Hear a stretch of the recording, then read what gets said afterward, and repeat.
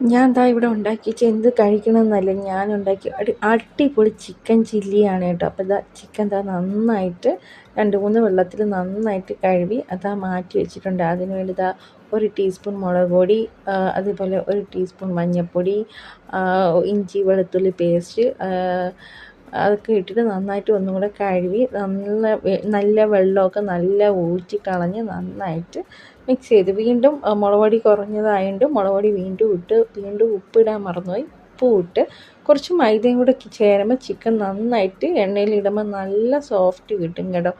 അതുകൊണ്ടാണ് മൈദയും കൂടെ കുറച്ച് ചേർത്തത്. മൈദയിട്ട് കുറച്ച് വെള്ളം ഒഴിക്കാതെ കുറച്ച് വെളിച്ചെണ്ണയും കൂടെ ഇട്ട് നന്നായിട്ട് പേസ്റ്റ് ചെയ്ത് കുറച്ച് നേരം മാറ്റി വെച്ചു. പിന്നെ കിച്ചണൊക്കെ ഒന്ന് വൃത്തിയാക്കി അതിന് ശേഷം ഇതാ ചട്ടി അടുപ്പിൽ വെച്ച് ഇതാ എണ്ണയൊക്കെ ചൂടായി വെപ്പം ചിക്കൻ ഇടുകയാണ് കേട്ടോ. അത് ചിക്കൻ ഒന്നൊന്നായിട്ട് ഇട്ട് കൊടുക്കണം കേട്ടോ.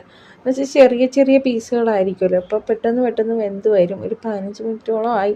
അപ്പോൾ ഇത് വെന്ത് സെറ്റായതാണ്. അപ്പം ഞാൻ ദാ ഇവിടെ സവാള, ക്യാപ്സിക്കം, ഇഞ്ചി വെളുത്തുള്ളി എല്ലാം, തക്കാളി, പച്ചമുളക് ഒരുപാട് വേണം, ഞാൻ അധികം ഇട്ടില്ല. നമ്മൾ കൊച്ചു കുട്ടികളൊക്കെ ഉള്ള വീട്ടിലാകുമ്പോൾ ഇടാൻ പറ്റില്ല. പിന്നെ അതൊക്കെ കഴിഞ്ഞിട്ട് ഇതാ സോയാ സോസും ചില്ലി സോസും ഒഴിച്ച് നന്നായിട്ട് നല്ല കലക്കി വെച്ചിട്ടുണ്ട് കേട്ടോ. ചിക്കൻ പൊരിക്കുന്ന സമയത്താണ് ഞാൻ ഇതൊക്കെ ചെയ്തത്. അതിനുശേഷം എന്താ ഇഞ്ചി വെളുത്തുള്ളി പേസ്റ്റും പച്ചമുളകും തക്കാളി ഇട്ട് നന്നായിട്ട് വഴറ്റി ഒരു 10 മിനിറ്റോളം വഴറ്റിയ ശേഷം എന്താ ഇഞ്ചി വെളുത്തുള്ളി ഇട്ട് കൊടുക്കുക കേട്ടോ.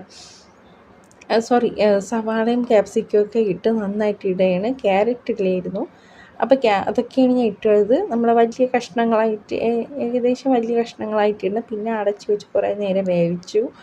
കുറേ നേരം വേവിച്ച സമയത്ത് മൈദമാവ്, കോൺഫ്ലവർ ഇല്ലാത്തതുകൊണ്ട് മൈദമാവ് നന്നായിട്ട് കലക്കി മാറ്റി വെച്ചു. പിന്നെ അവസാനം ക്യാപ്സിക്കവും ഇട്ട് നന്നായിട്ട് അത് കഴിഞ്ഞിട്ട് തക്കാളി പേസ്റ്റും ഒഴിച്ച്, കുറച്ചും കൂടെ കളറിന് നല്ലതാണ് തക്കാളി പേസ്റ്റ്. അപ്പോൾ അത് കഴിഞ്ഞിട്ട് മഞ്ഞൾപ്പൊടി മുളക് പൊടി എല്ലാം ഇട്ട് എല്ലാം സെറ്റ്